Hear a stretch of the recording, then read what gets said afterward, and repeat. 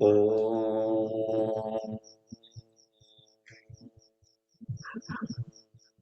भूर्भुवः स्वः तत्सवितुर्वरेण्यं भर्गो देवस्य धीमहि धियो यो नः प्रचोदयात्। जी प्रणाम। क्रमशः आज की कक्षा में हम लोग आगे बढ़ते हैं और 18वें अध्याय श्रीमद् भागवत गीता के 18वें अध्याय का आज श्लोक संख्या 6 और आगे लेते हैं। और श्लोक संख्या है 37 से 42, 37 से 42। उसको खोल लीजिए, बुक वगैरह से लिखते हैं अपने मोबाइल में, तो मोबाइल खोलिए, हार्ड कॉपी तो ठीक है जी। उस पर हम लोग आज विचार करेंगे। तो ये चल रहा था उधर प्रसंग, ये जो चल रहे थे देखो, देख लेते हैं। ये आ गया 18वां अध्याय, ये 18 अध्याय आ गया, ये खुल गया। 18वें अध्याय में श्लोक संख्या 37, तो 36 तक उधर हम लोग देखे थे और 36वें में वो चल पड़े थे। अब बता रहे थे कि हे अर्जुन, जितने भी मनुष्य जाते हैं, जीव संज्ञा कहते हैं, पशु पक्षी सब जीव,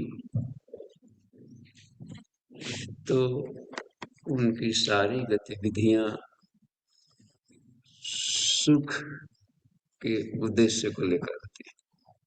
आनंद जीवन में कैसे मिलेगा, बस सब कोई आनंद के लिए और शांति के लिए अपनी यात्रा अपने ढंग से अपने कर्म कर रहे हैं। इसलिए आनंद को कारण कह दिया जाता है। कारण शरीर, क्या कारण है कि ये आदमी ऐसा कर रहा है, ये पढ़ाई कर रहा है, स्कूल भेजना है, बच्चे पैदा कर रहे हैं, शादी विवाह हो रहा है, नौकरी कर रहे हैं, राजनीति में जा रहे हैं, कहीं न कहीं पर शांति और आनंद की तलाश है। अपने अपने मनोभूमि के अनुसार अपना फैकल्टी आदमी चुनता है, कार्य क्षेत्र, लेकिन लक्ष्य क्या है? Peace and bliss. और शांति की तलाश में गए, कुछ शांति मिली, हौसला बढ़ा, आगे बढ़े, बढ़ते गए, नए नए वैरायटी का सुख मिलता गया। एक क्रम ऐसा भी देखा गया कि सुख का संसार में जो भी दौड़ लगाई जा रही है, सुख के लिए किए जा रहे हैं, तो आत्यंतिक शांति नहीं मिल रही। हाँ बढ़ रही है, देखते ना, तृष्णा बढ़ती गई। इस वैरायटी के सुख से मन भर गया, अब दूसरे वैरायटी का सुख लिया जाए, खेलकूद का सुख, इंद्रिय भोगों का सुख, भजन पूजन का सुख, युद्ध और का सुख उसमें भी रहता है, जिनको कुलबुलाते रहता है, जो पहलवान स्तर कहते हैं या बॉक्सिंग वाले उसको कुलबुलाते रहता है, कहाँ पर ये करें। अपने अपने सुख का, तैराकी का सुख, खिलाड़ियों का सुख, ओलंपियाड और सब देख रहे, केवल खेल का सुख, गोल्ड मेडल मिला, अच्छा इस बार देखते हैं। फिर ने जो पिछड़ गया, और मेहनत और सुख,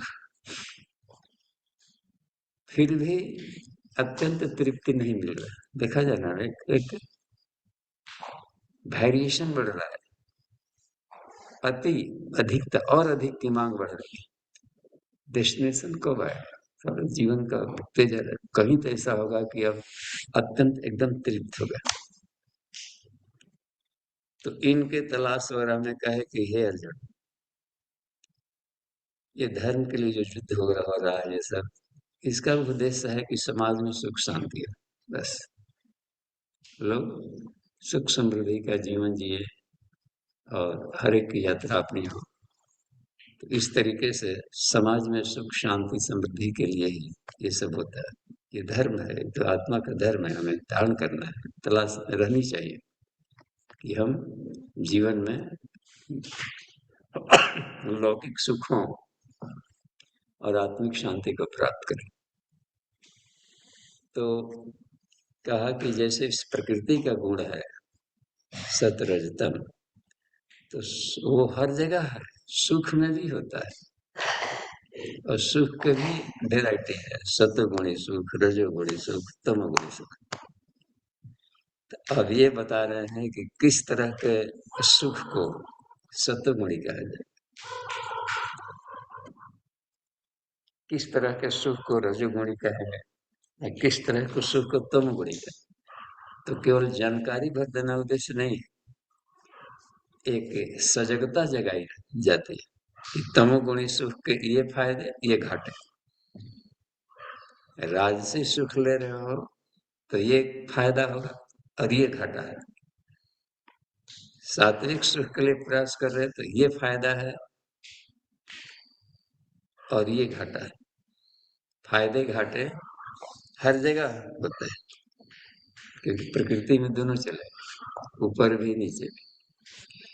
तो आप देखें कि किस तरह के सुख को, सात्विक सुख को केवल टच किए थे, केवल सुख बताया था। 36वां में है सुख, सुखम, इसमें दे दिया था सुखम तो इदानी त्रिविधम श्रेणु में भरतर्षभ। हे अर्जुन, हे भरतर्षभ, भरतवंशियों में श्रेष्ठ। वाह, अभ्यास से आदमी हर कोई कर रहा है, कहेगा जिस अभ्यास से यत्र दुखांतम च निगच्छति, दुखों का अंत जिस प्रयास से किया जाए उसको सुख कहते हैं। थोड़ा सा दुख का अंत हुआ, थोड़ा सुख मिला, थोड़ा दुख बाकी रह गया, लेकिन सुख कहा जाता है दुखों के अंत को। दुख खत्म, सुख का उल्टा दुख, दुख का उल्टा सुख, सुख दुख। तो उसके लिए कुछ तो जरूर अभ्यास किए जाएंगे दुखों के अंत के लिए। तो अब ये बता रहे हैं कि किस तरह के प्रयास से किस तरह का दुख मिटेगा और किस तरह का सुख आएगा, और उसको 3 भाग बांटा। सभी, हर व्यक्ति सुख के लिए कर रहा है प्रयास, तो उनके प्रयास का तकनीक क्या है, ये भी रहेगा। किस तरह का प्रयास किया जाए तो आत्यंतिक सुख मिलेगा, दुख हमेशा के लिए खत्म। किस तरह का प्रयास किया जाए तो मिला जुला मिलेगा, सुख दुख सुख दुख सुख दुख, अपडब अपडब होता है ना, पेंडुलम टाइप का, कोई ठिकाना नहीं कि दुख कितना दिन रहेगा, सुख कितना दिन रहेगा, लेकिन दबोचेगा, मिश्रित वाला। एक होता है कि दुख ही दुख, मेहनत कर रहा है तो भी किस आधार पर बांट रहे, आइए सुनते हैं पहले पद्य से, 37वां से लेकर 42वें तक सुख के भी वेराइटी। चलिए सीधे किरण जी के पास चलते हैं, वेराइटी बताएंगे। पहले पद्य शैली में सुने, कभी संतों की भाषा में पहले सुने, देखिए। बाबूजी प्रणाम, सभी को प्रणाम। हाँ, श्लोक इसमें नंबर 37 से 42 तक। लगता वह विष के सदृश प्रथम, परिणाम सुधा सम होता है, जो ईश कृपा से मिलता है, वह ही सात्विक सुख होता है। लगता वह विष के सदृश प्रथम, परिणाम सुधा सम होता है, जो ईश कृपा से मिलता है, वह ही सात्विक सुख होता है। जो होता सुख विषय इंद्रिय से, पहले अमृत सा लगता वह, परिणाम गरल सम होता फिर, कहलाता है राजस सुख वह। जो होता सुख विषयेंद्रिय से, पहले अमृत सा लगता वह, परिणाम गरल सम होता फिर, कहलाता है राजस सुख वह। जो प्रथम अंत में भी न सुखद, निद्रा आलस परमाद वाला, तामस सुख कहलाता वह ही, आत्मा मोहित करने वाला, जो प्रथम अंत में भी न सुखद, निद्रा आलस परमाद वाला, तामस सुख कहलाता वही, आत्मा मोहित करने वाला। दिवी में पृथ्वी में देवों में प्राणी ऐसा है नहीं कहीं, जो हो इन त्रिगुणों से विमुक्त, मेरा यह मिथ्या वचन नहीं। दिवी में पृथ्वी में देवों में प्राणी ऐसा है नहीं कहीं, जो हो इन त्रिगुणों से विमुक्त, मेरा यह मिथ्या वचन नहीं। द्विज क्षत्रिय वैश्य अंत्यजों की हैं सारे कर्म विभक्त सुनो, वे सभी स्वभावज हैं अर्जुन, उनके गुण के अनुकूल सुनो। द्विज क्षत्रिय वैश्य अंत्यजों की हैं सारे कर्म विभक्त सुनो, वे सभी स्वभावज हैं अर्जुन, उनको गुण के अनुकूल गुणों। शम दम आर्जव तप क्षमा भाव, आस्तिक मति और विज्ञान ज्ञान, ब्राह्मण के कर्म स्वभावज हैं, इनसे ही बनते वे महान। शम दम आर्जव तप क्षमा भाव, आस्तिक मति और विज्ञान ज्ञान, ब्राह्मण के कर्म स्वभावज हैं, इनसे ही बनते वे महान। जी बाबूजी, प्रणाम, सभी को प्रणाम।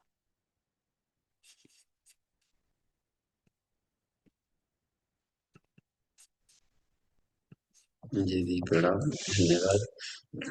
अब सीधे आइए हम लोग इसके मूल रूप में देखते हैं संस्कृत में श्री कृष्ण ने किन शब्दों का प्रयोग किया है इस श्लोक में। तो ये सब अनुष्टुप छंद में है। अनुष्टुप छंद यानी 32 अक्षरों का ये होता है। 2 वाक्य होगा, 16 का हट हट के चरण में पढ़े जाएंगे। तो ये पढ़ने का तरीका इसमें देखिए।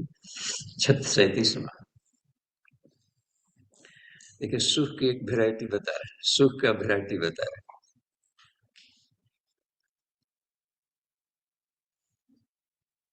ये देखिए, यत्तदग्रे, यहाँ पर विषम इव, यत्तदग्रे विषम इव, परिणामे अमृतोपमा,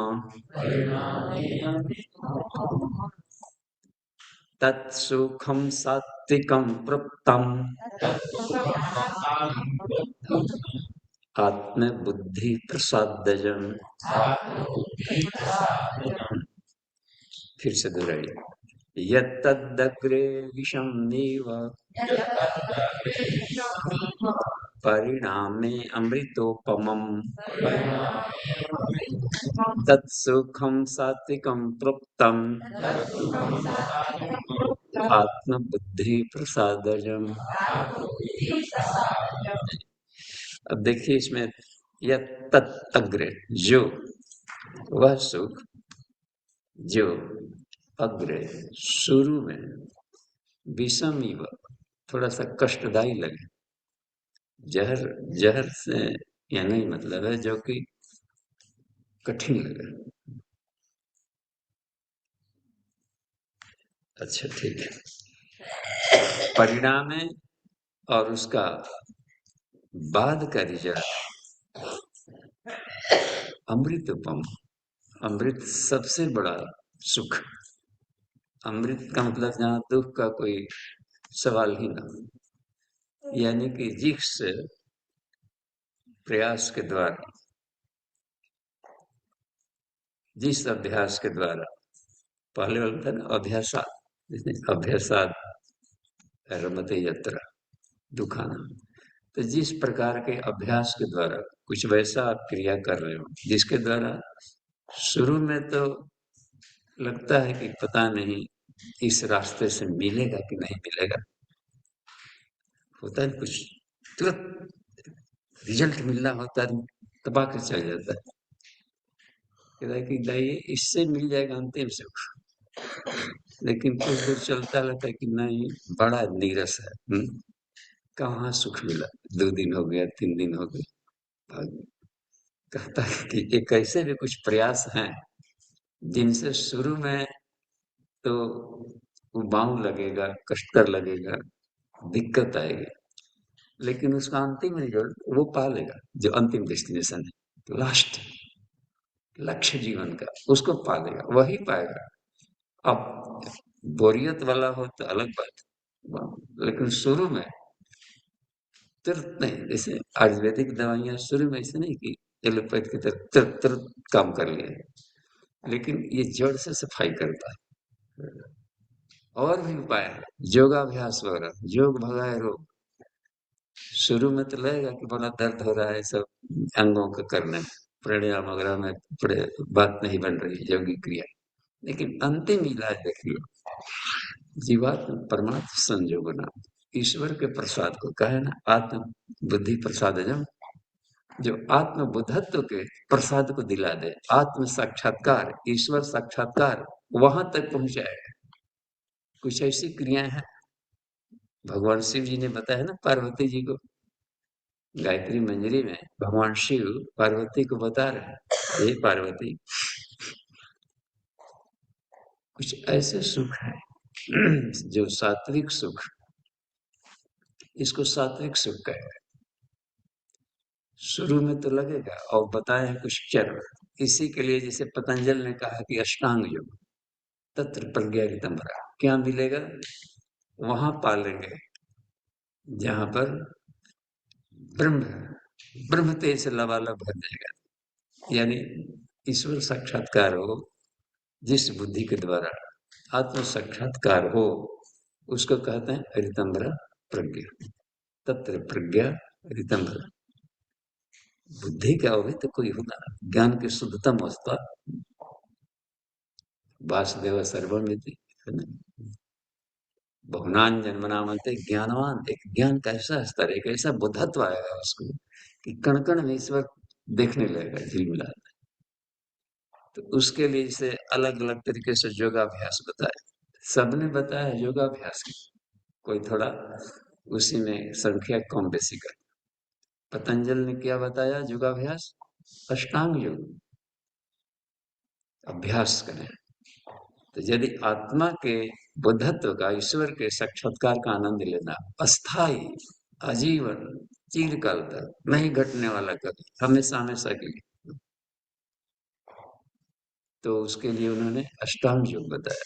8 अंग, यम, नियम, आसन, प्राणायाम, 4 बहिरंग है, 4 भीतर वाला है, प्रत्याहार, धारणा, ध्यान और समाधि। और योग चूड़ामणि ने उपनिषद में खष्टांग योग बताया, उसमें यम नियम को कहा कि ये तो ये सामान्य चीज है, इतनी तो अपेक्षा तो ऐसी रखी जाती है कि ये किस तरह के समाज में अपना व्यवहार रखें। तो मुख्यतः प्रैक्टिकल में रखा उन्होंने, आसन से शुरू किया है, आसन, प्राणायाम, प्रत्याहार, धारणा, ध्यान, समाधि, खष्टांग योग। और भगवान शिव पार्वती को और एक कम बता रहे, 6 भी संख्या हमारे देखे तो करे गायत्री का पंचांग योग, 5 ही अंग है, 5 कोषों को साफ कर ले, बस आत्मा का मिल जाएगा, परमात्मा का साक्षात्कार कर लेंगे। और योग साधनाओं का उद्देश्य ही रहता है, जितने भी संसार में योग साधनाएं हैं, इसमें 18वां अध्याय है, सबके उद्देश्य किए, आत्म साक्षात्कार, ईश्वर साक्षात्कार। तो शिव जी बता रहे हैं पंचांग योग, 5 ही अंग है, बस 5 स्टेप्स। अन्नमय कोश को शुद्ध कर लें, प्राणमय कोश को शुद्ध कर लिया जाए, मनोमय को शुद्ध किया जाए, विज्ञानमय को उसको शुद्ध किया जाए, आनंदमय को उसको शुद्ध कर लिया जाए, शुद्ध करने में ट्रांसपेरेंट पार हुआ जाए, अनावरण किया जाए, तो आत्म साक्षात्कार ईश्वर मिल जाएगा, अथाह शांति, आत्म बुद्धि प्रसाद जब मिल जाएगा। और इसके लिए कुछ योगाभ्यास बता दिए, वास्तव शुद्धि, तपस्या, आसन लिया गया, प्राणायाम, बंद मुद्रा प्राणमय के लिए, मनोमय के लिए जप, ध्यान, त्राटक, तन्मात्रा, विज्ञानमय को उसको पार करने के लिए सोहम साधना, आत्मानुभूति, जो स्वर संयम और कुंडलिनी जागरण, ग्रंथि भेदन का। और आनंदमय कोश को पार करने के लिए नाद साधना, बिंदु साधना, कला साधना, तुरीय साधना, देखें ये सब स्टेप्स है। तो कहा ये शुरू में बड़ा उबाऊ लगता है, नहीं, आहार ही संयम करने में, उपवास और फास्टिंग, आहार, उपवास, आसन, तो ये सब योगाभ्यास करने में शुरू में लगता है कि पता नहीं ईश्वर मिलेंगे ना मिलेंगे, इतना करना है और भी सीधी, तो उतना नहीं करना है। तो 19 गिनाया गया, लेकिन 5 ही सीढ़ी हुआ नदी, अन्नमय प्राण में मनोमय, 5 सीढ़ी, 8 से तो घटा। याज्ञवल्क्य श्री राजा जनक को और कम किए, चतुष्टांग जो बताए कि 4 ही है कल उपाय, बस 4 गो है जनक कर लो। आत्म समीक्षा, आत्म सुधार, आत्म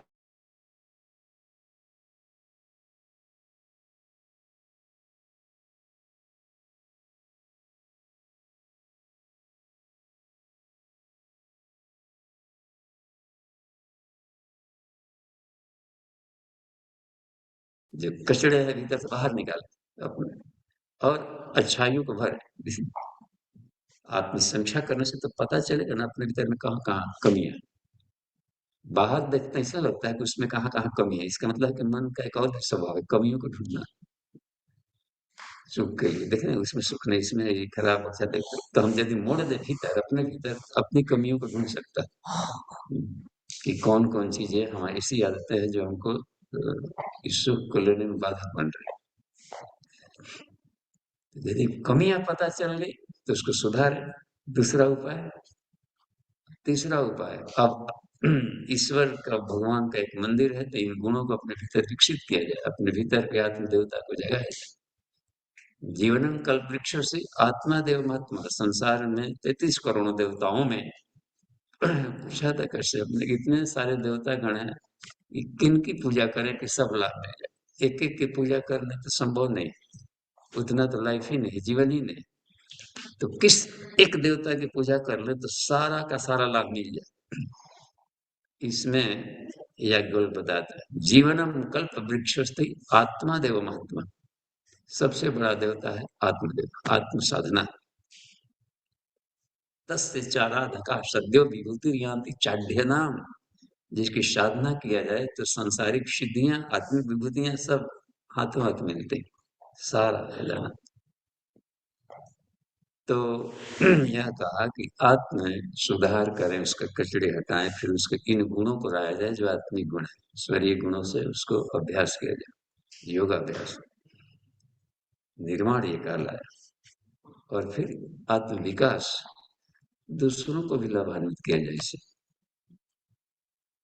4 उपाय कर दिया, देखते ना। नचिकेता को पंचांगरी भी बताए थे, कहा कि बहुत छोटा सा है क्या कोई उपाय, हाँ, 3 नचिकेता, 3 ही केवल काम कर लो। पिपलाद ऋषि भी बताए, इन जो ऋषिगण थे अष्टावक्र वगैरह, ब्रह्म ज्ञानी अष्टावक्र जैसे लोगों को भी बता रहे 17, कह रहे हैं कि यदि 3 को योग करना है, 3 नचिकेता करें, 3 ही प्रकार का अभ्यास करना है तो ये करें। एक है उपासना, दूसरा है साधना, और तीसरा है आराधना। ईश्वर से दोस्ती करें, उनके गुणों को अपने भीतर लाए।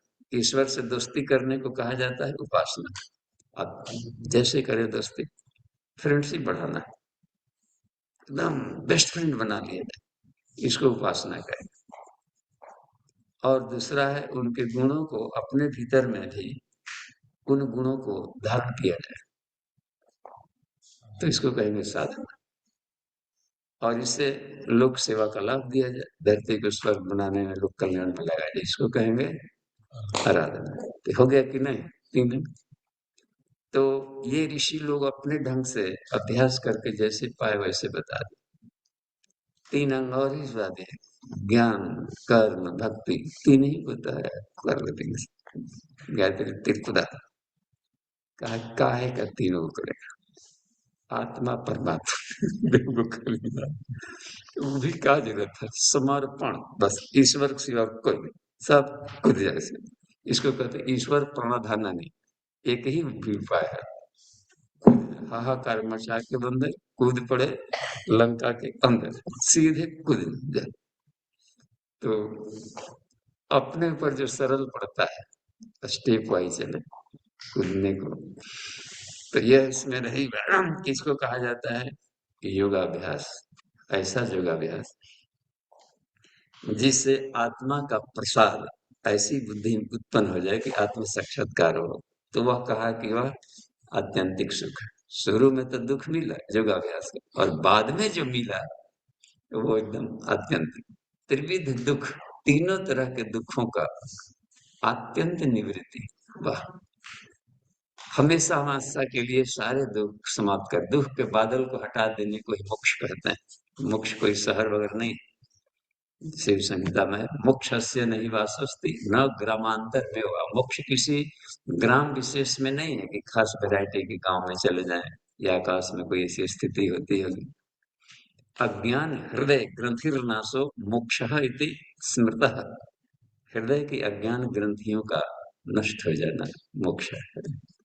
अज्ञानता का मतलब है यहाँ ईश्वर के सिवा या आत्मा के सिवा अपने आप को कुछ भी मानना अज्ञानता है, इससे कष्ट होगा। तो ये बुद्धत्व की एक बात है। तो आइए देखिए, ये तो हो गया, इस तरह के सुख को सात्विक कहें। वाह, अस्थाई। अब देखिए, मिला जुला सुख कुछ ऐसे भी अब प्रयास करेंगे। यदि हम विषयों में सुख होते हैं, इसको दोहराया जाए, क्या है 38वां, विषय इंद्रिय संयोगात यत्तदग्रे अमृतोपमम्। फिर से, विषय इंद्रिय संयोगात यत्तद अग्रे अमृतोपमम्।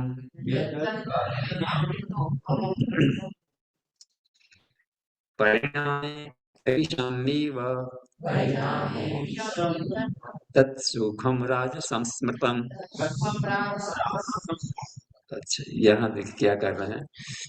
वो तो हो गया आत्मानंद का सुख लिया, आत्म साक्षात्कार कर, ईश्वर को कहते हैं ब्रह्म साक्षात्कार किया, आत्म साक्षात्कार किया, तो आत्मानंद या ब्रह्मानंद सुखम। वाह, ब्रह्मानंदम परम सुखदम। वाह, कमाल का है। वह आनंद अखंड आनंद है, जब तक से वह नहीं मिलेगा तो शिष्य का संताप हमेशा के लिए दूर नहीं होगा। है ना गुरु वंदना में, अखंड आनंद बोधाय, अखंड आनंद बोधाय शिष्य संताप हारिणे सच्चिदानंद रूपाय तस्मै श्री गुरवे नमः। यानी सच्चिदानंद स्वरूप ज्ञातवा आनंदमया या स्थिति ससुखम, वही बढ़िया गया। ईश्वर को मदद करे तो उसको कहा गया सुख। और यह बोल रहे हैं कि विषयों का भी एक सुख होता है, रूप का। वाह, तभी ना सब जगह हर कोई सजा रहा है, बाहर रहा है, सौंदर्यीकरण है, गार्डनिंग हो रहा है, ये गार्डन बना है, वहां वाटर का स्विमिंग देखने चली, ये लड़का कितना सुंदर है, वो लड़की कितना सुंदर है, रात दिन सुंदर बनाने के लिए ये सारा कॉस्मेटिक गार्डन, इसका भी एक सुख है। सौंदर्यीकरण ठीक नहीं लग रहा है, थोड़ा ऐसे करिए। डिजाइनर मूर्तिकार कलाएं बना रहे हैं हर दिन, हर हर साल हर पर्व में आ रही है, पर्व त्योहार, दुर्गा जी, मंडप, वैरायटी वैरायटी, ये दृश्य होते हैं, आंखों का सुख है। आंख, यदि भगवान मालिक आंख नहीं रखता, ये आंख की रोशनी जाए, तो क्या है कि लाल कपड़ा पहना करिए, यहाँ रंग बिरंग साड़ी खरीदने के लिए कपड़ा शर्ट दुकान पर मारे मारे नहीं फिर रहे, वो भी लगा हुआ है, घुमा चलिए वैरायटी वैरायटी का। आंखें यदि नहीं रहता तो गजब, क्या है बोरा पहना हुआ है कि क्या पहन करके जा रहा है। तो आंखों का भी सुख है, जीवन भर आदमी इसी को सजाने में लग जाए तो अंतिम सुख मिल जाना चाहिए था। अब तो शांति मिल जानी चाहिए थी, सब रंग का आनंद ले लिए और उसमें भी नहीं मिल पा रहा। इसका मतलब है कि इसमें अंतिम सुख नहीं, जो हमेशा के लिए तृप्त कर दे। रूप देखने, और क्या रूप देखने, बड़ा हरा भरा, और पतझड़ आता है तो देखिए सब ठुट, आप जाएंगे उधर जुलाई अगस्त के बाद से अब सितंबर तक अमेरिका जैसे क्षेत्रों में या जहाँ जो बर्फीले क्षेत्र है, इतना हरा भरा, और पौधों की पत्तियां ही बदल देती है, रंग लगता है कि खाली फूल के ही पेड़ लगे। आह, क्या स्वर्ग होगा ऐसा। और वही चले जाइए जब ठंडा के सीजन में सब ठूठ सब गायब, ठूठ खाली सब लग रहा है। अभी जाकर देखिए केवल बर्फ बर्फ दिखाई पड़ता है कहीं कश्मीर वाले एरिया में, इधर काफी स्नोफॉल अभी हो गया है जहाँ। तो ये बात बनती तो ठूठ हो जाएगा। वही लड़का बड़ा सुंदर था, और वही बुढ़ापा, सुंदरता देखते थे आँख के सामने, धीरे धीरे बाल भी सुंदर था, झड़ झुड़ करके अब हो गया है बढ़िया, बन गया है, सब खत्म। पत्नी भी सब पकने लगे है, भी तो पकने लगा है, दांत भी टूट गए, मुंह आ रहा है, चला नहीं जा रहा है, टुकड़ गया। आप ही थे जी वो गीला जी बचपन में देखा गया हो, अब बुढ़ापा में देखिए। वाह! केस पलितम गिर गया, दांत गलितम, और फिर जाकर के नाक से बहेगा नाला। हर जगह पड़े पड़े थूकते रहोगे पिकदानी में। वो भी मिला है, कभी कहाँ चल रहा था सुंदर, तो अस्थाई नहीं है, लग रहा है ना सुंदरता, हर साल खत्म है। सवाल तो ये है कि कुछ एनुअल पौधे होते हैं, हर साल सीजन में होंगे फिर खराब हो जाएंगे। कुछ हो जाता है पेरिनियल माने बहुवर्षीय पौधे, तो उनकी चली जाती है बात। तो फिर भी अंत है। देखते ही सब ही बरसात में सारी नदियां कितना सब भर गई, और गर्मी के सीजन में देखी सब सूखी है, उसमें की मछलियां वगैरह कहीं कहीं पड़ी पड़ी छटपटाते रहती हैं बिना पानी का, कहा किसको कितना बचाए, पड़ी रहती है सब। बड़ा आनंद था संसार के हर सुख में देख रहे हैं। तो आंखों से जो दृश्य देखा जा रहा है वो भी अंतिम सुख नहीं मिल रहा है। अच्छा, सूंघने का भी सुख देखिए, नाक का भी। तो विषयों कहा कि विषय सुख, विषय इंद्रिय संयोगा, इंद्रिय प्लस विषय, 5 ज्ञान इंद्रिया हो गए, और 5 इसके सब्जेक्ट हो गए। आंख ज्ञान इंद्रिया हो गया, और इसके सब्जेक्ट हो गए दृश्य। कान हुआ, और इसका विषय क्या खाएगा, आवाज। बड़ा मीठा बोलता है, दोस्ती कर ले, किसी एक दिन कड़वा बोला तो हे भगवान फट गया कलेजा बस। अच्छे दोस्त को दुश्मन बनते नहीं देर लगी। शुरू में न्यूली मैरिड कपुल हो, देखते हैं, वाह कितना बढ़िया लग रहा था, भावरे लगाना, उछल उछल करके जयमाल डालना, घर में आने पर हर बात ही आवाज ही अच्छी लग रही है, बिना माने मतलब 10 बिघारे जाना नहीं, कुछ किस जाने की झलक मिल जाए। और बोलिए, और कुछ कहिए ना, अभी 3-4 साल बीत जाए तो आप तो बोलिए मत। अब क्या बात बन गई, आवाज वही है, मुंह भी वही है, सब कुछ वही है, वोकल कॉर्ड सब वही। क्या हो गई बात, सारे परिवार टूट रहे, सिर्फ आवाज से टूट रहा है। ऐसा कह दिया, उन्होंने कह दिया, नहीं आपने कहने की जरूरत कैसे की? गजब आवाज, क्रोधित कर दिया, कुछ ऐसा बोल दिया, कुछ ऐसा बोल दिया कि शांत। आवाज में ही सब सारी चीजें चल रही, आग लगा दिया, तानसेन ने नहीं, अग्नि माने, दीपक जला दिया, मेघ ला दिया, ब्लास्ट करा दिया ध्वनि से, साउंड एनर्जी। तो ये सारे आवाज होते हैं, इसमें जहां फंसे उलझे, तो ये अंतिम सुख नहीं दे रहा। ओम की भी एक यात्रा है, तो अभी एक खास यात्रा के बाद में जहां अशब्दम हो जाएगा, तो वहां ओम की भी भूमिका खत्म। देख रहे हैं, ईश्वर अशब्दम है, सभी तरह के बेकरी मध्य मध्यमा परा प्रसन्नति वाणियां, ये सारे शब्द हैं। ये जहाँ सब मौन होते हैं, वहां से उसका फाटक खुलता है। वाह! तो यह कहा गया कि जो विषय के सुख है वो स्थायी नहीं, बस इसमें ढूंढने रहे हैं। तो शुरू में तो मजा आया, मजा आता है, स्वादिष्ट भोजन करने में मजा आता है, जब पेट खराब होता है चटर पटर खाने का, तब पता चलता है कि कहाँ से एसिडिटी आ गया, कहाँ से क्या हुआ। अस्पताल में जब भेंट होती है, आप कैसे आ गए? नहीं, हमको इधर देखते काफी दिन से एसिडिटी बढ़ गई, डायबिटीज कर लिया, खूब मिठाई खाते, कितना मजा आया था जी। आवश्यकता से अधिक खाए होंगे तभी बात है। लिमिटेड खाने से कोई दिक्कत नहीं, सब चीज खाने के लिए बना है। लेकिन स्वाद के लोलुपता क्या हो गई, वो अपने बस में कर लिया। अब अधिक मांग, और अधिक और अधिक मांगेगा, और वैरायटी और वैरायटी, अतिरिक्त किया। शुरू में तो रख रहा था, देखिए क्या बताए, इसमें कर रहा है कि अग्रे शुरुआत में लगेगा कि हाँ यही धरती का स्वर्ग। दिन भर लिस्ट बन रहा है कि आज क्या खाया जाएगा, आज शाम को तो ये खाएंगे, सुबह क्या बनेगा, उसी में उसी को सामान खरीदना, बनाना, पेट, प्रजनन सुख। प्रजनन आता है स्पर्श सुख में आता है, तो त्वचा सुख, नर्व एंडिंग होता है ना, सारे ज्ञान के जो नर्व तंत्र हैं चमड़े के ऊपरी सतह पर आता है, जो स्पर्श सुख होता है किसी भी तरह का, तो वो सब उसी में आता है। तो उसमें भी जाकर देखिए सारी शक्ति क्षीण हो गई, ढह गया, काम शक्ति से बीत कर क्षरण होते गए, बाद में तरह तरह के रोग लेकर के भटक रहे हैं इधर उधर भयंकर। तो वो इसमें रहा, जहां उसमें खोए तो अपना आपा खत्म, तन्मय हुए थे। किसी भी विषयों में तन्मय होने पर क्या होता है कि वो चढ़ बैठता है, चढ़ बैठता है तो दबोच कर भीतर अपना टूण लाकर खून चूसना शुरू कर देता है। शुरू में नशा लगता है अच्छा, लेकिन बाद में ऐसा लगता है कि नशा व्यक्ति को खाने लगता है। हर चीज का है। तो विषय, एक ही इंद्रियां काफी है स्वामी को मार डालने के लिए। गायत्री महामंत्र में है ना, भर्गो देव, दे अक्षर, तो दे अक्षर इसी को बताता है। ये इसमें वाला कि सचेत करता है। दे यानी स्वबसे पुंसाम स्व इंद्रियाणी अखिलानी वही, मृत्यतानि खादंती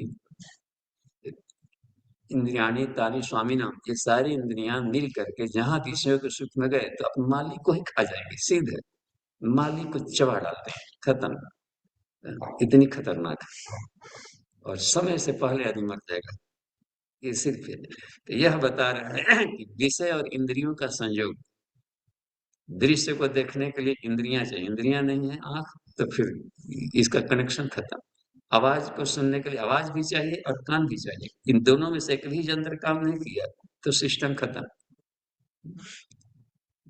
बधिरों के सामने बोल करके नहीं पढ़ा सकते, उनके लिए तो अलग अलग आंखें काम करें, हाव भाव से पढ़ाएंगे।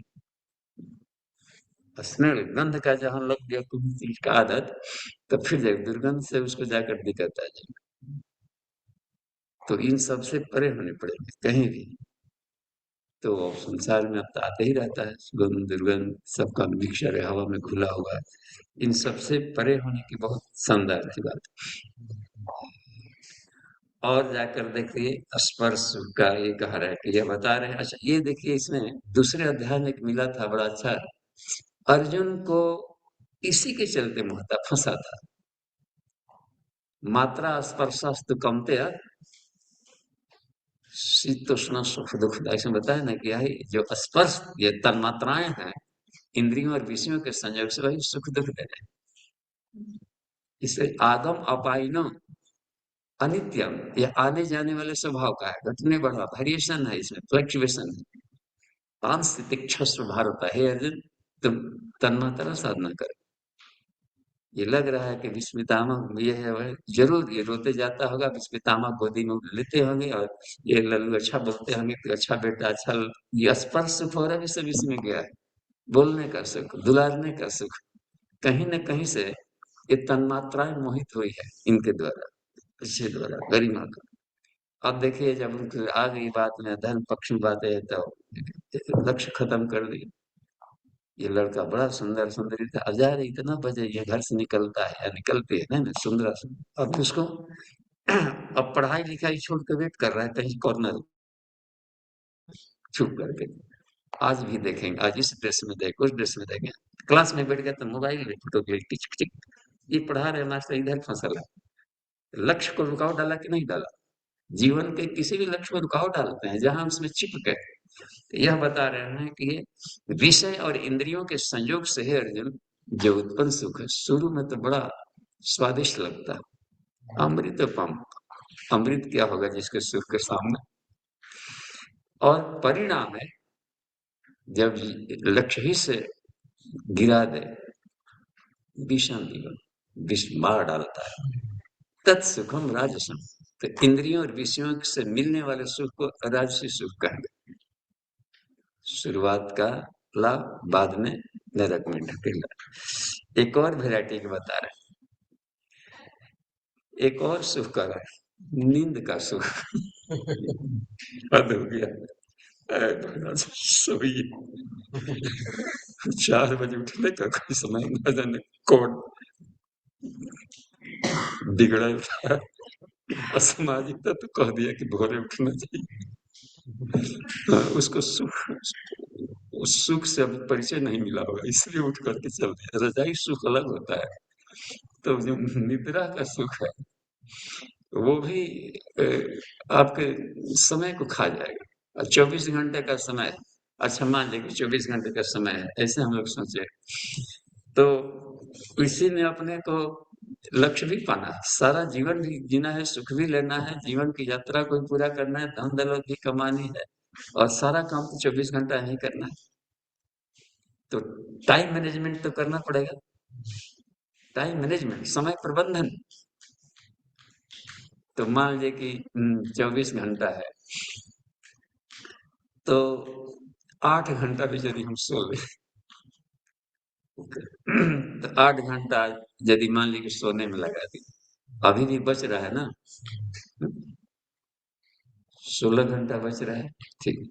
और 8 घंटा ड्यूटी करने में लगा, कितना सोएंगे? 8 घंटे से अधिक सोएंगे तो शरीर में जंग लगता है, मुरझाएगा, अवरोगी होगा। मैक्सिमम 8 घंटा से, मिनिमम जो अति जो रिलैक्स होकर काम करता है वो कम थकता है।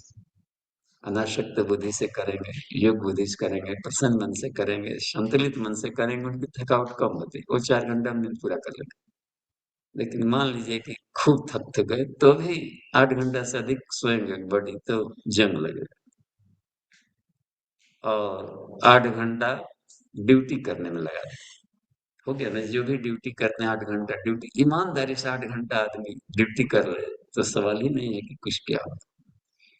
8 घंटा फिर भी बच रहा है, 4 घंटा और भी हटा दें, खाने पीने सोने इधर उधर मतलब गश्ती, 4 घंटा फिर भी बच रहा है ना जी। ईश्वर उसी का हिसाब लेगा, वो कहाँ गया? उसमें तुम चाहता तो अपने भाग्य बना लेता, ईश्वर ही पा लेता, सब कुछ कर लेता। तो भाग्य निर्माण की प्रक्रिया उसी 4 घंटे में छिपी।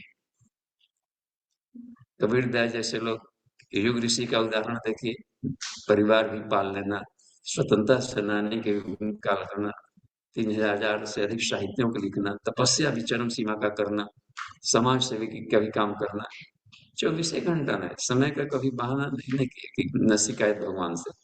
और यहाँ तो फुर्सत है कि हम करें साधना, बात बन रही ना, जरूर।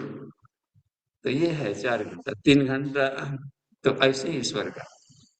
अब गुरुदेव कह रहे हैं यहाँ पर जो ऋषि के 2 घंटा भी, और 2 घंटा क्षमा, 2 घंटा भी ईमानदारी से दे, 1 घंटा स्वाध्याय करें उपनिषदों का, गीता उपनिषद से इसका स्वाध्याय कीजिए, मैं इसमें जो प्रैक्टिकल बताया गया इसको प्रैक्टिकल करें, या उपनिषदों का अध्ययन करें, उपनिषदों का ही रखें, उपनिषदों का अध्ययन किया, आत्मिकी का 1 घंटा, और 1 घंटा उसका प्रैक्टिकल करें, योगाभ्यास, थ्योरी प्रैक्टिकल, थ्योरी प्रैक्टिकल। सवाल ही नहीं है, कहा कि 10 वर्ष में आदमी ईश्वर को पालेगा, बस मैक्सिमम। और बड़ी तन्मयता से लग गए तो 5 वर्षीय कोर्स 27 में ही पालेगा। तो समय का प्रबंधन, तो ये सारा लगा दिया है। तो जो व्यक्ति निद्रा के सुख में मार डाला अपने को,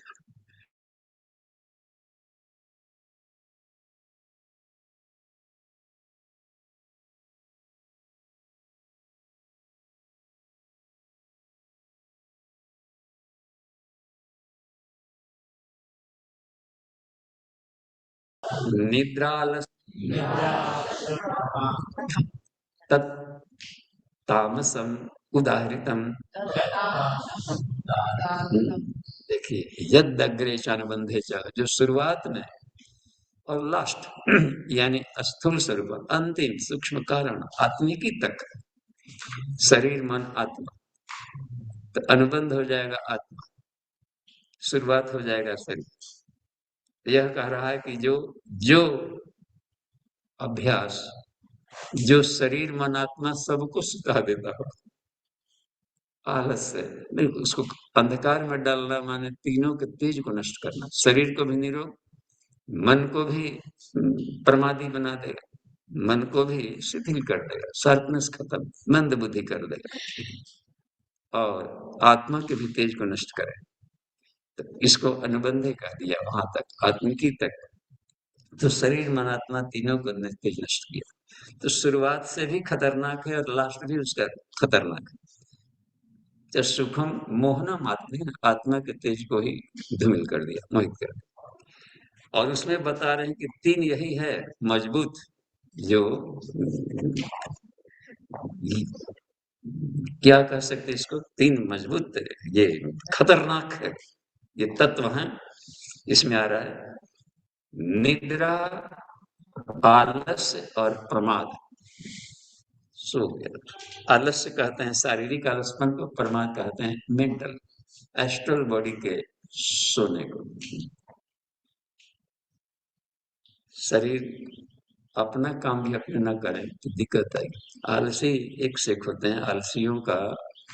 एक एक बार राजा ने कहा कि हम पता लगाओ कि हमारे राज्य में सबसे बड़ा आलसी कौन है, क्योंकि उस पर अभी उसका ट्यूटोरियल करना पड़ना है और राज्य में कोई भी आलसी न रह सकता। तो कैसे पता चलेगा? तो हम उपाय एक बताते हैं। आलसियों का पहले इकट्ठा करो, उसमें हम देखें टॉप वाले को इनाम मिलेगा। सारे आलसी आ गए कि अरे आलसियों को सोने को मिल रहा है कुछ ना कुछ, एक कक्ष में रखो और उसमें आग लगा दो और तो प्राण रक्षा के लिए भागना पड़ेगा। कुछ आलसी थे कि अच्छा अभी इधर वाला थोड़े जला है, इधर वाला जब जलेगा तब देखा जाएगा। आते आते टप टप गिरने भी लगा तो करवट खाली बदल देता था भागो अब तो जान बचाने। सब भाग गए। एक बार से सोए रहा, पड़े रहा कि बाप रे, कौन कोई आ करके हमारे देह पर आग गिर गया, कोई हटा लेता, तो भी उसी में करा इसको इनाम दे दो। तो अपने जीवन में जो लाख घाटा हो रहा है फिर भी पड़े हुए हैं, तो वो कहा कि उसकी अब जड़ जोनी में जाएगा। कहते हैं ना, जब पत्थर जोनियां जो मिली हुई है, जब बिल्कुल आलसी, तो ठीक है तो पड़ेगा। अब तो हम ही अपने कॉन्शसनेस को कितना सुनता है, उसी आधार पर जड़ जोनी चेतन जोनी मिलता है। कॉन्शसनेस चेतनता और आलसपन जड़ है, जड़ को ही आलस कहते हैं, जड़ है। तो जड़ से जड़ तक बन सकता है निष्ठ, या फिर अपने आप को कॉन्शसनेस अवेयरनेस बनाए रखे तो बस परब्रह्म तक पहुंच सकता है। बताए ना तत्सुखम। तो अपने को जाना है कि जड़ जोनी में जाना है, और बीच वाला संधि जोनी कहलाता है। वनस्पतियां, पौधे संतान उत्पन्न भी कर रहा है लेकिन टहल नहीं रहा, आधा जड़ है आधा चेतन। कुछ ऐसे पौधे होते हैं जो कि टहलते भी हैं, है ना सर। एक होता है युगलिना प्लांट है, टहलते चलता है पानी। तो उस स्तर के जैसे कॉन्सियसनेस रहेगा तो जड़ चेतन क्या है, सिर्फ अपने भीतर की मेरिट डिमेरिट है। जो जो अपने प्रयास अपने ऐसे करेंगे कि शरीर के आलस परमात्मा हमें जड़ तरफ ले जाते हैं, और जिंदा है तभी जड़ कहीं का समझ में नहीं आ रहा है, कितना कभी से पढ़ा रहे हैं बता रहे हैं। तो जड़त्व आते जाएगा। तो आत्मा के तेज को शरीर में भी रोग पैदा करेगा, मन में भी रोग पैदा करेगा। क्रोध, आलस, एंजाइटी, मैंने बेचैनी, ये सब, या फिर उग्रवाद, ये बन जाना, आक्रामक स्वभाव का होना, निराशा में चला जाना, और हेलुसिनेशन, मति भ्रम में पड़ा रहना, ये मेंटल डिजीज है। उन्हीं को होता है जो प्रमादी है, स्वाध्याय वगैरह नहीं करते, या फिर जाकर के मन की साधना नहीं करते, जब ध्यान तराटक तन्मात्रा ये सब जो नहीं करते हैं, तो ये सब आते हैं। तो यह रह गया। तो आज अब जाकर देखिए, यह बता रहे हैं यहाँ पर, यह कह रहे हैं, ये देखिए, यद अग्रे से अनुबंधे से, फिर से दोहरा लीजिए तब अच्छा लगेगा। यदग्रे च अनुबंधे च सुखम मोहनम आत्मना। निद्रालस्य प्रमादोत्थम तत्तामसम उदाहृतम। हाँ, जो सुख शुरू से लेकर अंत तक घाटा करने वाला हो और आत्मा के तेज को नष्ट करने वाला हो, ऐसे घटक उदाहरण दिए हैं, जैसे निद्रा, आलस्य, प्रमाद और भी घटक हैं। ये सब तामसम, तामसिक सुख कहलाएगा। सुख मिला था उसको सोने में, लेकिन सब कुछ उड़ा दिया, भाग्य सुला। एक है ना जो जगाने वाला अच्छे गीत गाते हैं, उठ जाके मुसाफिर भोर भयो, और जो सोवत है सो खोवत है, जो जागत है सो पावत है। देखिए इसे जागर न शरण्य का इमाम वार्ता गायत्री मंत्र में भी है, धियो न न न शरण्य का इमाम वार्ता जागृत अस्तो सदा भव। मेरी एक बात सुनो, गायत्री मंत्र कह रहा है सदा जागते रहो।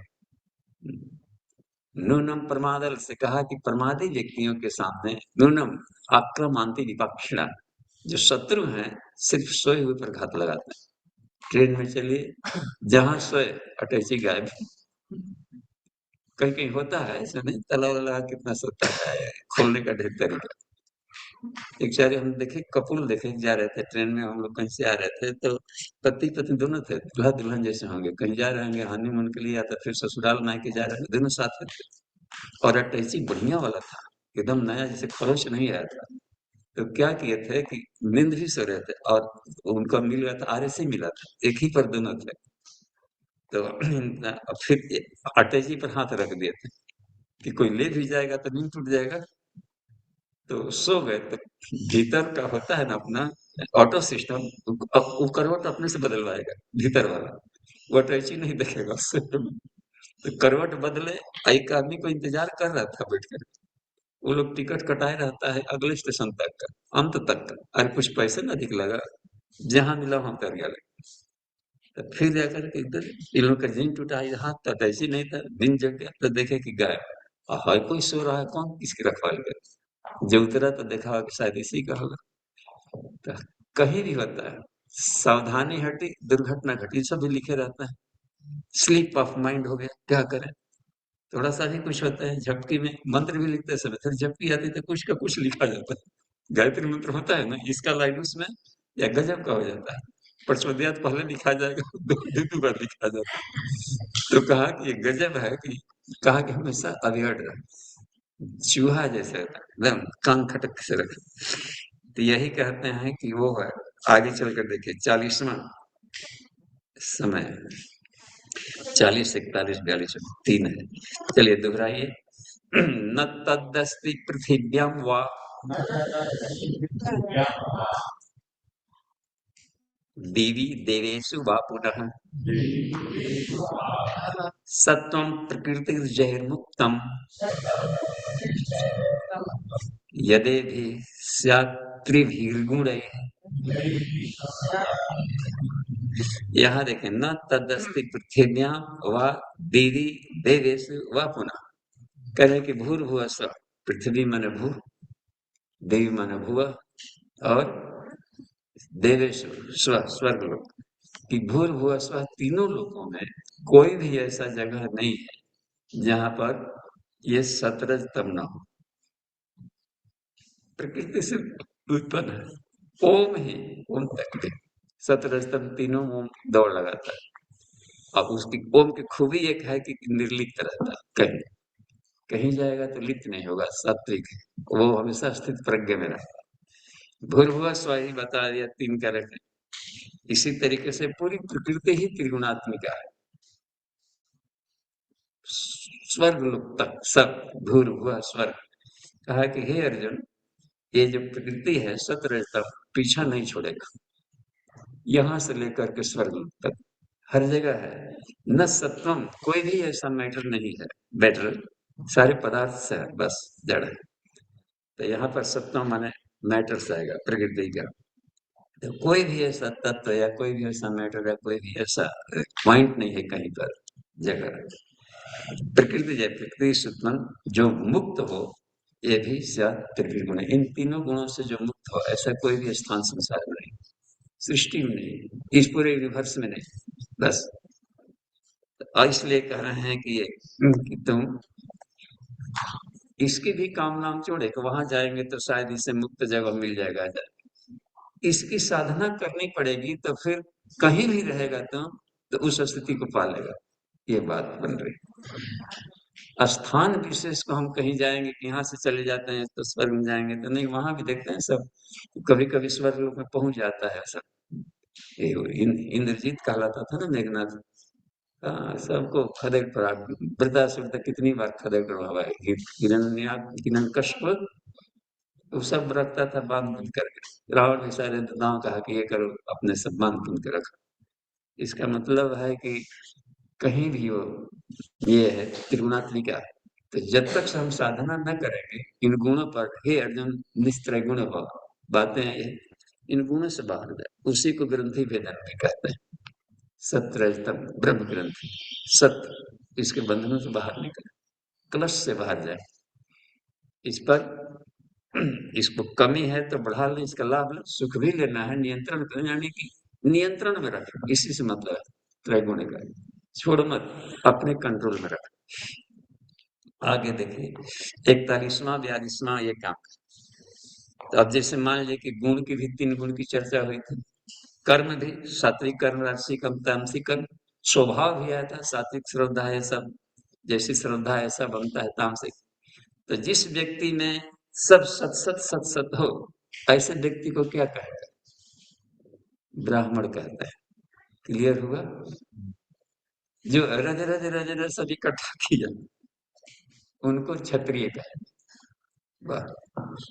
इस तरीके से आता है और इसी में भी भाग कर दिया गया। इसमें करना गुण कर्म स्वभाव, कि इसके साथ में सुख भी ले रहा है, प्रशासन भी कर रहा है, लेकिन राष्ट्र को समृद्ध भी कर रहा है, नियंत्रण भी लगा। तो इसलिए ये फैकल्टी अधिक हो गया, बड़ा सा क्षत्रियत्व का विभाग बना। ठीक, उसमें और कहा कि जो बिल्कुल पड़े रह गए निद्रा आलस वगैरह में, कुछ नहीं, तो सर्वाइवल के लिए कुछ तो करना ही पड़ेगा, योग्यता नहीं बढ़ाए। तो कहा कि इन्हीं को जो ये है, जो वर्ण व्यवस्था कही गई है, ये गुण कर्म स्वभाव के आधार पर ही निर्धारण किया गया। तो जातियां हैं 1000 और वर्ण है 4। इसका मतलब है कि सारी जातियों को, हजारों को 4 भाग में बांट करके उनसे राष्ट्र में काम लिए जाते थे अपनी योग्यताओं का। ये हमेशा रहेगा, ये अंत, उसका नाम भले बदल दें। अब देखिए क्या बता रहे हैं। ब्राह्मण, देखिए ब्राह्मण क्षत्रिय विशान शूद्राणाम च परंतप कर्माणि प्रविभक्तानि स्वभाव प्रभवैर्गुणैः। ये गुण कर्म स्वभाव के आधार पर मनुष्यों की श्रेणियां बनाई गई, ताकि इनका समय का सुनियोजन हो, योग्यताओं का सुनियोजन हो सके। ये सारी उनकी अपनी क्राइटेरिया रहे। तो किस किस आदमी में किस तरह के गुण कर्म स्वभाव हुए, उनको कैडर बना करके और उनकी योग्यताओं का सुनियोजन किया गया राष्ट्र में। तो उन दिनों नाम चलता था ब्राह्मण क्षत्रिय वैश्य और शूद्र। कह रहे हैं कि ब्राह्मण क्षत्रिय विषाण वैश्य शूद्र नाम च परंतप, हे तपस्वियों में श्रेष्ठ। यह बता रहे हैं कि हे, और कर्माणि विभक्ता ने, ये जो बांटे गए हैं इनके कर्म के आधार पर, गुण कर्म स्वभाव के आधार पर, स्वभाव प्रभैर गुण है, जन्म के आधार पर नहीं है। प्रज्ञोपनिषद में और भी स्पष्ट मिलता है। गुण कर्म स्वभाव नाम बोले आधारेण विभाजनम वर्णानाम भवति प्रायो जन्मना न महत्वगम। हाँ, यह जन्म से ये सब नहीं होते, और ये सब होते हैं उनके अपने गुण कर्म स्वभाव जैसा विकसित किया, उस आधार पर अपने आप को तैयार किया, उस आधार पर फैकल्टी जो है काम करने का, लाभ लेने का। तो ये करते हैं, आप उसमें बताने का शुरू करते हैं एक एक का कि किस तरह के प्रतिभा का क्या कहेंगे, उसका क्या उपयोग। शमोदमस्तपः शौचम क्षान्ति आर्जवम एव च ज्ञानम विज्ञानम आस्तिक्यम ब्रह्म कर्म स्वभावजम। जिन्होंने अपने गुण कर्म स्वभाव को यानी अपनी योग्यताओं को इस रूप में विकसित कर लिया है, सम जो अपने ज्ञानेंद्रियों का समन सदुपयोग करते हो, दमन इंद्रियों पर कठोर नियंत्रण रखता और तपस्वी हो। तपस्वी कहा जाता है चारित्रिक प्रखरता, चरित्र के धनी व्यक्ति को तपस्वी कहते हैं। यानी अपने ज्ञानेंद्रियों कर्मेंद्रियों का मिसयूज रोके गुड यूज शुरू करता है, नाम मात्र में कहेंगे। और भी देखिए, शौचम शुद्ध पवित्रता, अपने संस्कारों को उन्होंने रिफाइंड जिन्होंने कर लिया है। शांति क्षमाशील, क्षमाशील वही व्यक्ति हो सकता है जो दूसरों की भावनाओं का कदर करता है और उसको सही ढंग से तत्व दृष्टि हो।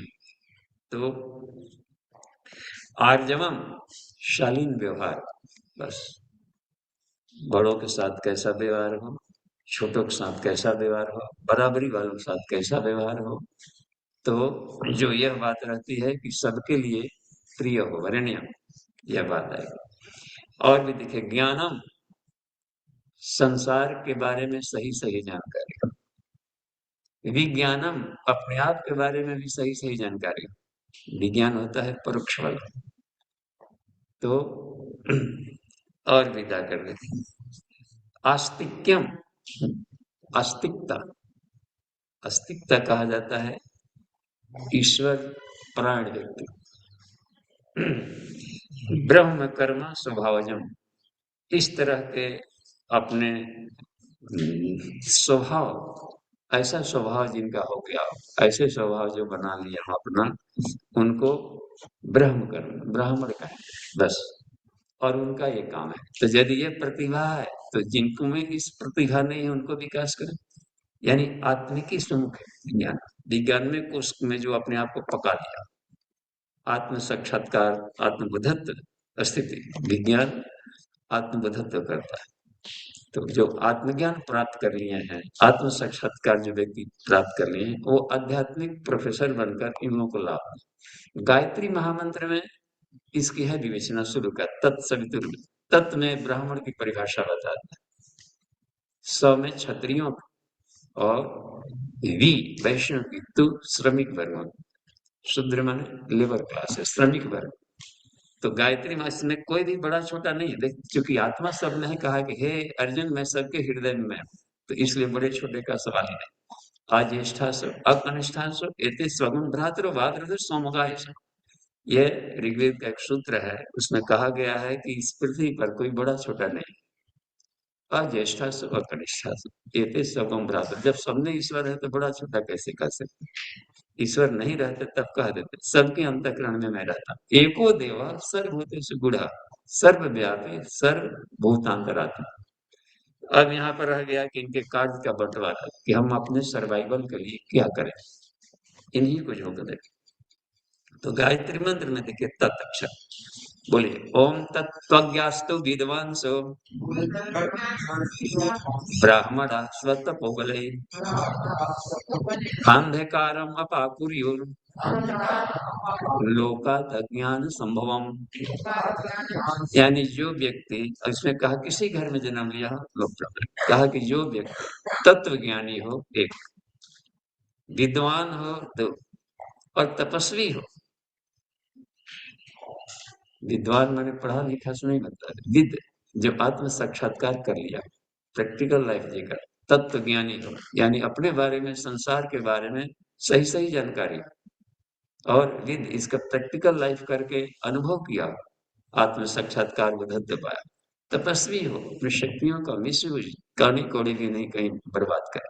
विश्वामित्र ने तप किया, सिद्धि पा ली, तो उसका एक एक अंश पचाया विश्व ब्रह्मांड का मित्र बनकर खर्च करने लगे। विश्वस्य मित्र यह स विश्वामित्र, यह जो बात है राष्ट्रहित में लगा दे अपनी क्षमताओं का कि वह ब्राह्मण संग, यदि है तो ड्यूटी क्या है, दूसरे वाला श्लोक में अंधकारम अपाकुर्यु लोकाद अज्ञान संभवम, संसार में अज्ञानता के चलते जो कष्ट हो रहा है उसको हटाने में अपनी पूरी प्राण की आहुति लगा दे, सारी योग्यता झोंक दे अनाशक्त भाव से, है ना कितना कमाल की बात। तो ऐसा आदमी क्यों नहीं बुझेगा। तो यहीं पर आज है, तो बाकी कल से हम लोग देखेंगे। तो आज की कक्षा कहीं पर विराम है और आज प्रश्नोत्तरी के लिए काफी समय मिल रहा है। जी धन्यवाद। पहला प्रश्न इंद्रजीत जी का। जी भैया। बाबूजी प्रणाम। जी प्रणाम। बाबूजी एक चीज पूछनी थी, मतलब मार्गदर्शन चाहिए था कि आगे कैसे करना चाहिए। जैसे नवरात्रि स्टार्ट हुआ तो मन में संकल्प था कि इस बार तो आ नहीं पाए तो जो भी खाना वहां मिलता है उस तरीके का खाना खाए। तो पहले दिन से ही मन का ऐसा विद्रोह हुआ कि एक टाइम वो खाना खाने के बाद मतलब पानी पूरी प्याज, मतलब जो ना सो पूरा नवरात्रि वैसा मन इतना ज्यादा भटका कि मुझे नहीं लग रहा है पहले भटका था। और मैं शुरुआत भी करना चाह रही हूँ मतलब उपवास या फिर सिंपल खाने पे, तो वो हो नहीं पा रहा है, तो कैसे करें। हाँ, तो आप कक्षा का जैसे गायत्री महाविज्ञान में उपवास जैसे बताया गया है, उपवास के उसमें तरीके बताए गए, 5 प्रकार के उपवास बताए। तो अपने शरीर के अनुसार उपवास करने, विवेक से। बीमार हैं तो उसमें श्रद्धा को उपवास, मन में खुराफात बेचैनी हो रही है तो सामूहिक उपवास करें, रसाहार पर रखें। और यदि मान लीजिए कि देवताओं की शक्ति लेनी है तो फलाहार पर, फल पर्याप्त खाएं। इसमें कैसे गड़बड़ा सकता है, कहीं उल्टा पुल्टा किया गया होगा, या फिर जा करके उसमें एक टाइम मान लिया एक भाई, इसलिए शरीर की स्थिति देखकर पापों का प्रायश्चित करना है तो उसमें चंद्रायण तप जैसा उपवास करें, भोजन के डाइट को धीरे धीरे कम करें, धीरे धीरे बढ़ाएं। तो अपने शरीर स्वास्थ्य का ख्याल रखकर किया जाता है। और उपवास के 5 अनिवार्य नियम है हर अभी के समय के लिए। उपवास में पानी खूब पिए, कड़े श्रम न करे, दो कमजोरी हो तो थोड़ा सा फलाहार या दूध वाला ले ले, रसाहार कर। और स्वाध्याय मनन चिंतन जब यज्ञ सब बढ़ा करके आध्यात्मिक एनर्जी अधिक लगे, ऊर्जा। और पारण करनी हो तो सात्विक सुपाच्य स्वल्पाहार में, तो इसमें कोई गड़बड़ी नहीं। तो अपने शरीर की स्थिति को देख करके लगे। युक्ताहार विहार से कृष्ण ने भी कहा शरीर के मन के अनुकूल अपना आहार रखना चाहिए, तो भोजन लेते हुए करें, ऐसा कहा। तो बाबूजी जैसे बोला जाता है कि काम करना है, मतलब जो भी अपना जिम्मेवारी निर्वाह करना है, तो उसमें फिर एनर्जी नहीं रहेगा, इसलिए उपवास मत करो। तो इस चक्कर हाँ में नहीं, काम भी नहीं हो तो पाएगा। इसमें तो नहीं है। यदि मान लीजिए कि काम करना है बड़ा बड़ा, तो भीम की तरह खाएं और हनुमान की तरह काम करें, क्या प्रॉब्लम है। वो तो आउटपुट देखा जाता है। शरीर के भीतर में सारे देवता है और देवताओं को मार डालेंगे सब करके, तो बदला लेता है सब। तो युक्ताहार विहार से शरीर मन आत्मा के अनुकूल भोजन देना है। तो वैसे मना ही नहीं है, कहीं अलग अलग ढंग से लोगों से पढ़ लिए होंगे। गायत्री महाविज्ञान पढ़े या इसमें, तो गीता के अनुसार हम अपने फास्टिंग रखें, युक्त आहार विहारस्था, तो युक्त कर्म से जैसे चेष्टा, जिसमें चेष्टा भी अपने व्यवहार हो तो अपने शरीर को अनुकूल करें। कितना काम करना उतना ही एनर्जेटिक भोजन लें। भोजन लेना किसने मना कर दिया, वो तो काम के आधार पर रहता है।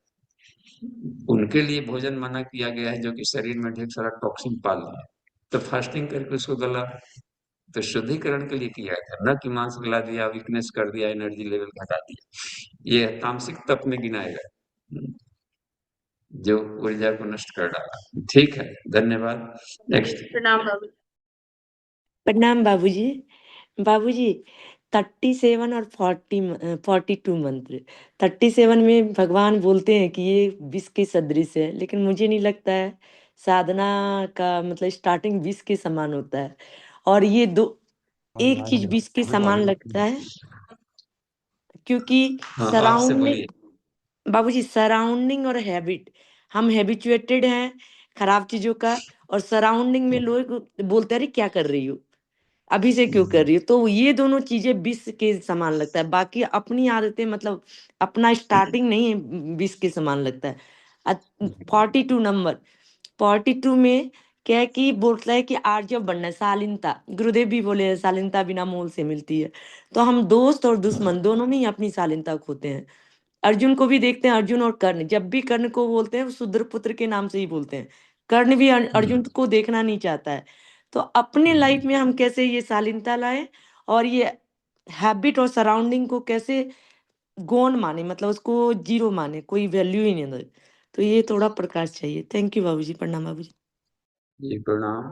देखिए, उपनिषद में एक उपनिषद से बात नहीं बनी, तो 108 उपनिषद, दूसरे उपनिषदों में इसका ढूंढा जाए तो सराउंडिंग्स के लिए कहा है उसने कि संसार में यदि मजे में जीवन जीना है बिल्कुल, तो गूंगा, अंधा और बहिर बन के रहो, बस मजा है। कोई बोल रहा है तो सुन नहीं रहा, आए इसका 3 बार जहाँ आए कहे तो बोलना बंद करेगा बस। कुछ कहा आपने, जब कुछ नहीं कहा तो भाग भागेगा। तो ये सब भी पाठ करना सीखना चाहिए सब, बस। आंख है अपना, काहे का हम लोग कान फोफड़ किए रहते हैं कि दूसरा का कहा। आई आई उपनिषद का कार्य नहीं सुन रहा है, श्रवण कहलाता है इसको, सुनने को नहीं। श्रवण माने कृष्ण ने क्या कहा, उपनिषद ने क्या कहा। अरे अर्जुन फेल कर गया तो आपको भगवान ने पैदा किया है कि जो गलती किया है तू मत कर, नहीं तो केवल अर्जुन अर्जुन को पैदा कर दी। हम सबको किया है कि जो लग रहा है कि इन्होंने नहीं किया तो आपको कर्म करना है, बस वो आपके लिए टास्क अधूरा है, तो आप करें। अपना मूल्य समझे और विश्वास करें कि संसार के सबसे कीमती व्यक्ति तुम हो। कितना वाक इसे जब ईश्वर सबके भीतर में है तो हम छात्र रूप में देखें, शिक्षक को देखेंगे। हम लोग छात्रों को देख करके जहां शिक्षक के सिवा किसी और को देखे तो गिरे, बस। सीधे हम देखें, अपने आदर्श को देखें, जो लग रहा है कि ये आदर्श है, बस। कोई तो पास किया होगा, उसका उदाहरण दे। फेलियर का उदाहरण फेलियर लोग देता है। आकर के आए घर में लड़के, मम्मी लल्लू फेल है, चल्लू फेल है, डुगलू फेल है, गुडलू फेल है। तू कह ना कि तू फेल है, काहे के किनारा कह के फेल करके आया वापसी में। अरे कोई तो पास किया होगा। तो जो बहादुर होते हैं सिर्फ एक को देखते हैं, सीधे सीधे सामने, कि कौन एक है जो कि गया है। एक भी गया है तो किया जा सकता है। जिस पितामह जैसे शिक्षा जीवी हुआ, इसमें तो कोई सिद्धांत जरूर है, तभी जाकर किया होगा। तो हम अपना रोल मॉडल उनको रखें जो कि इसमें सफल रहे, बस। और आदर्श है जगत गुरु है कृष्ण, जो सफल रहे उनको हम अपना आदर्श माने, फेलियर्स को नहीं माने, सीधे।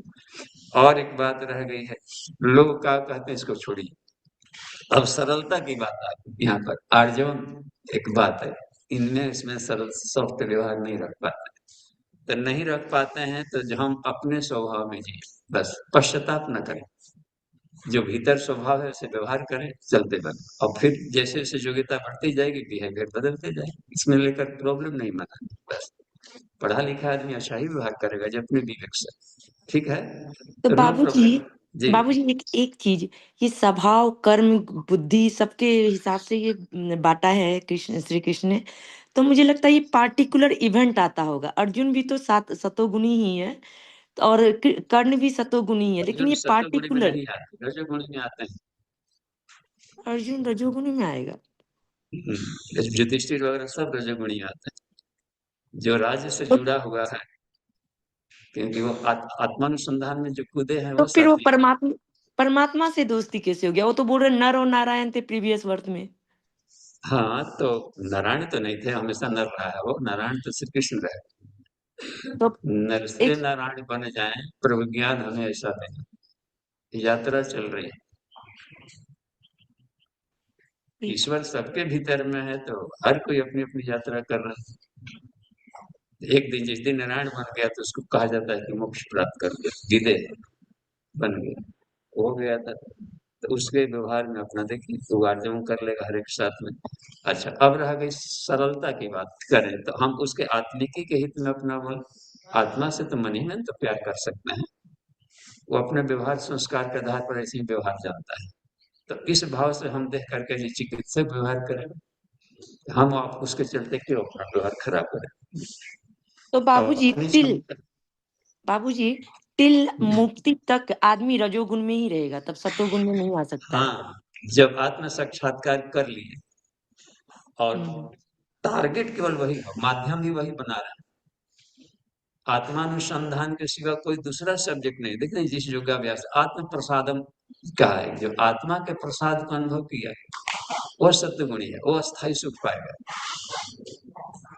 तभी तो 18वां अध्याय तो जा रहा है कि हे अर्जुन, मैं सबके हृदय में रहता हूँ। उन्होंने बताया ईश्वरो सर्वभूतानां हृदय से अर्जुन तिष्ठति तमेव शरणं मतलब आत्मज्ञान नहीं पा रहा। आत्मा के शरण में जाओगे तो अस्थाई जीवन भर के लिए हमेशा हमेशा के लिए दुख खत्म होगा तुम्हारा। नहीं तो अंतिम क्षणों में ये बात कैसे आ रही, हर बार डांट वहां ले जाना। जी ठीक है, प्रणाम बाबू, धन्यवाद। जी प्रणाम। नेक्स्ट। बाबूजी अर्जुन ने आत्मा को पाया था नहीं पाया था महाभारत की समाप्ति तक? अभी बार बार आने पड़ते हैं ना, बस अंतिम क्षण तक से गया है। तो यदि पा लेगा तो फिर प्रश्नोत्तरी कौन करेगा, अभी और यात्रा बाकी है,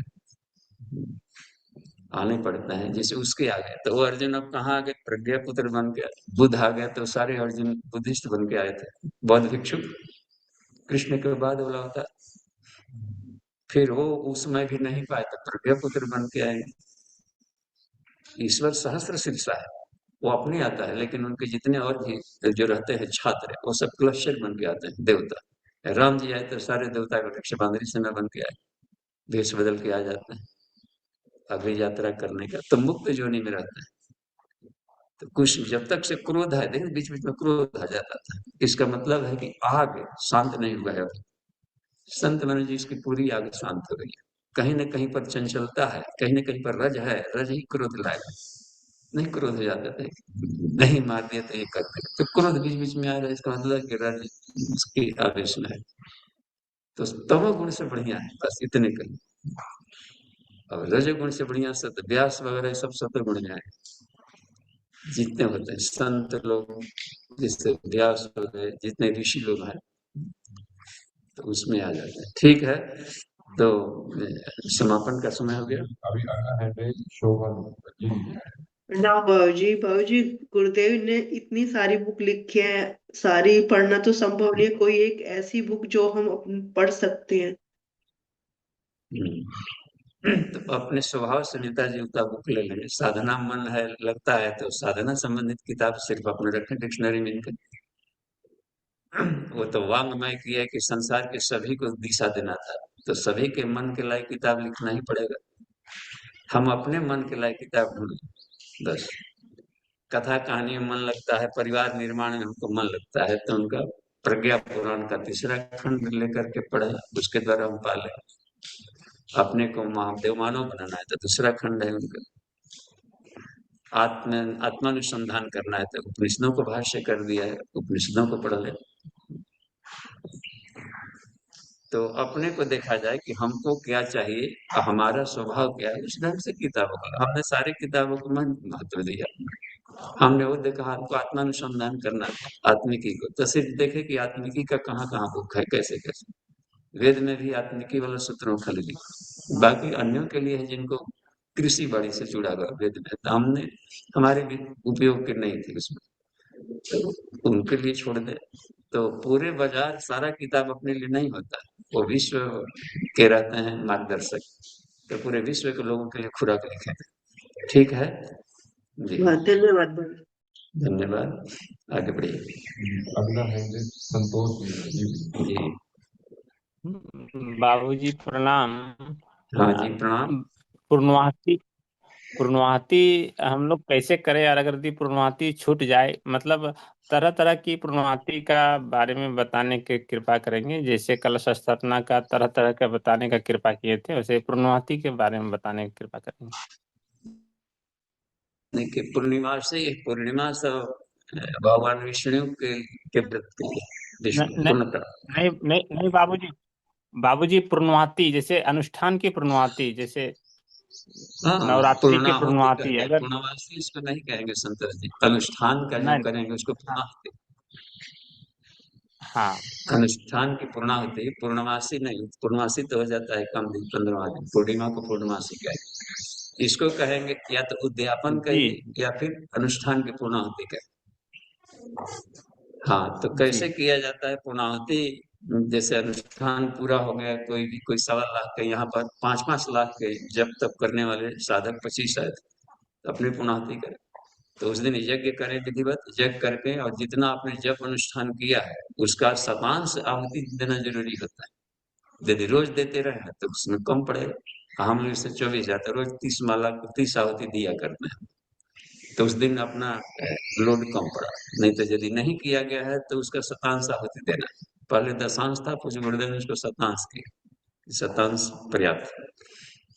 तो उसके बाद में आपको घड़ी के गोले वाले से पूर्णता कर लिया, और संकल्प लेना होता है कि इस शक्ति को कर लिए तो आगे क्या करें, अगली यात्रा करें। और कुछ कन्या भोज करा लीजिएगा अपनी श्रद्धा अनुसार। 5, 7, 9, 11, 10 जितने भी है स्कूल कॉलेज छात्राओं को, उनको कुछ पुस्तक वितरण करिएगा जो उनके घर में जाए, तो उनके और भी गार्जियंस लोग पढ़ सकें। तो ये है ब्रह्म भोज। ब्रह्म भोज माने ब्रह्म ज्ञान के भोज को ब्रह्म भोज कहते हैं। और कन्या कहा कि एक कन्या 10 ब्राह्मण के बराबर है।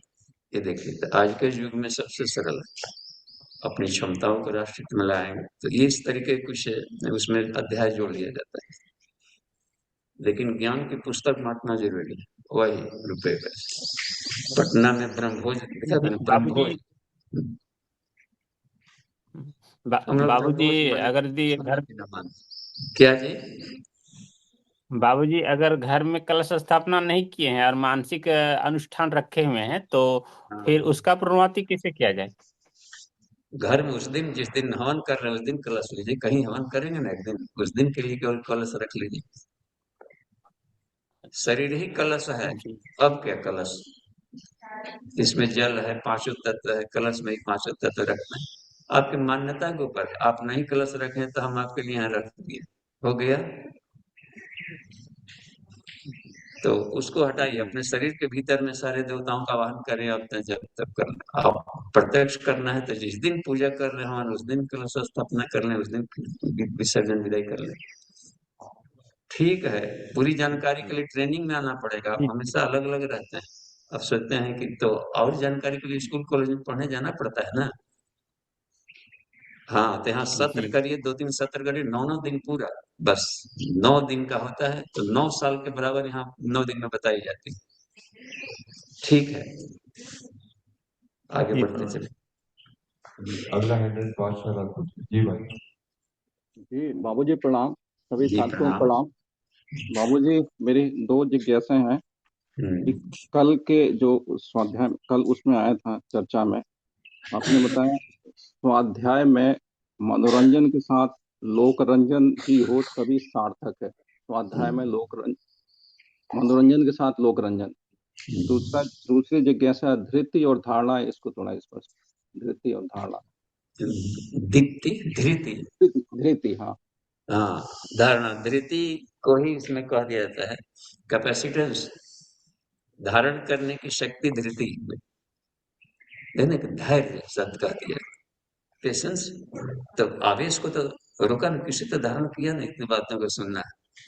तो ये दैवी गुणों को यदि धारण करते हैं तो सात्विक धृति होगी। धृति के बीच में 3 बना दिए कि अपने दिमाग में, हृदय में मन बुद्धि चित्त अहंकार के मिश्रण में कैसे तत्वों का समावेश अधिक किया है, वो उसकी कैपेसिटेंस होगी, वो धृति हुई। वो काम आते रहता है। तो अच्छे गुणों को उसमें धारण करके रखना चाहिए। देवस्य धीमहि, तो धीमहि ठीक धृति हो गया। धृति और देवता के चित भर्ग को धीमहि धारण करें जी। और धृति रह और गया चित्त एक ही था, धृति और चित्त। हाँ, माने धारण करेंगे तो कोई स्थान चाहिए ना, कहाँ धारण होता है, तो चित्त में सब जाकर स्टोर होता है। जी